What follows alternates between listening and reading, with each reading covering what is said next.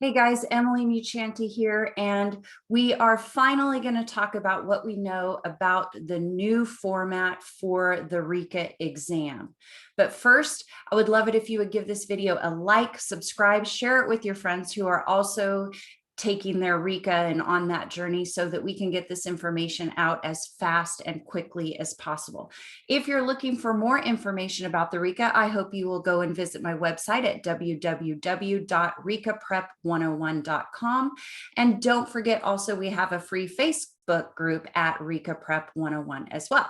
So today, let's talk about what the CDC and Pearson just came out with. They finally have given us a little bit of information about the structure of the new RICA format. So what we know so far is that the big 4-hour test is actually going to be broken down into 3 subtests. Now, this is really good news, okay? First, the way the RICA has always been is you take all of the content, all 5 domains, 4 constructed responses, and your case study. You get a 4-hour time limit, and it costs you $171. It's quite a day. So nothing is changing as far as the content of the test. What they're doing is they're changing the way it's broken down. And this is really good news for you. This is going to give you a leg up on passing this test, in my opinion. So rather than the $171 for the whole thing, it's going to now cost you $57 for each of the subtests. So add that up, times that by 3, and you get $171. So there is no additional cost out of your pocket. What it does is it gives you the flexibility of being able to take 1 or 2 subtests. And then if you pass a subtest, you don't have to take that one again. You can just focus on the subtest that you didn't pass before. So let's take a look at what we know so far. And you can see here, this, I just snipped this right out of the RICA parameters from the CDC website. But you can see that now we know that here is subtest 1, here is subtest 2, and subtest 3. So we can actually look and see what those parameters are, which is super, super helpful. So what we can tell is that subtest 1 is going to contain your domain 2 and your domain 3. So the content, this is where your study focus should be placed, is in these 2 domains. Now, don't forget that the word analysis domain 2 has always been the largest weighted domain out of all of the 5. And so they're lumping it with fluency, which happens to be the least weighted domain. And so these are all kind of equal, in my opinion, as far as what they're asking you to do. So you can see the number of competencies, but something that I really was happy to see here is that you're going to have a certain number of multiple choice questions for your domain 2 and 3, and then you only have to have the 2 focused responses. One is the what we call basically the mid-sized response, and then the small response. And so 2 small written responses and 35 test questions. Awesome. That's totally, totally doable. So let's take a look then at the next domain.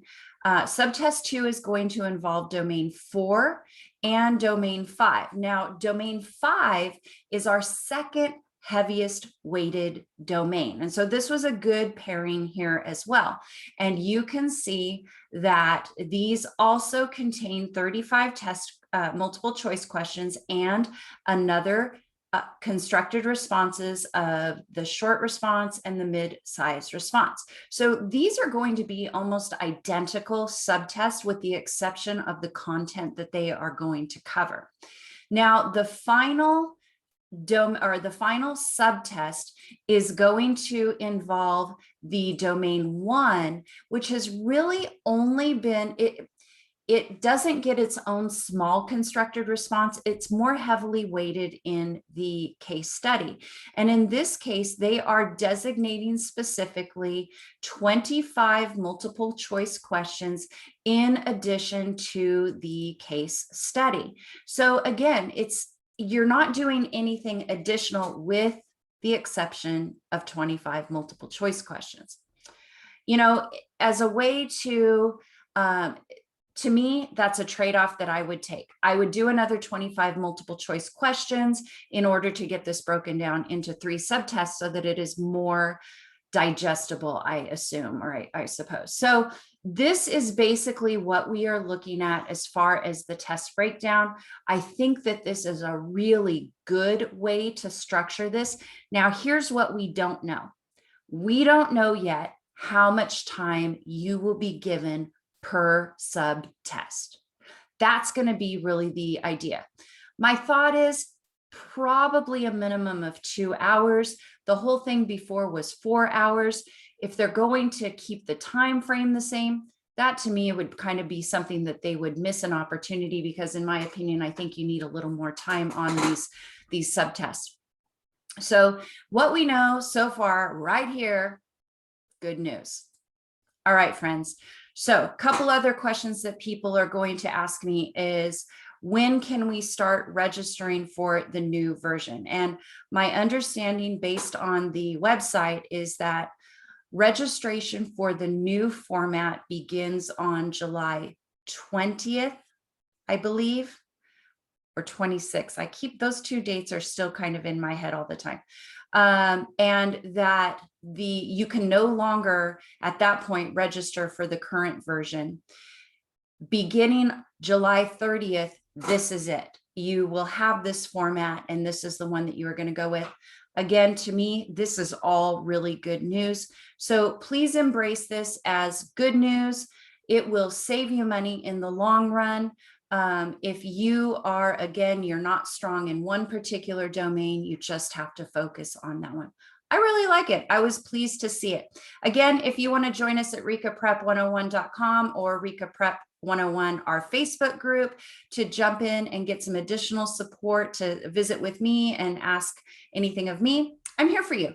All right, friends, if you have any questions or comments about something else that you found out about this new format, drop it in the chat. Let's talk about it, and we will see you next time. Bye now.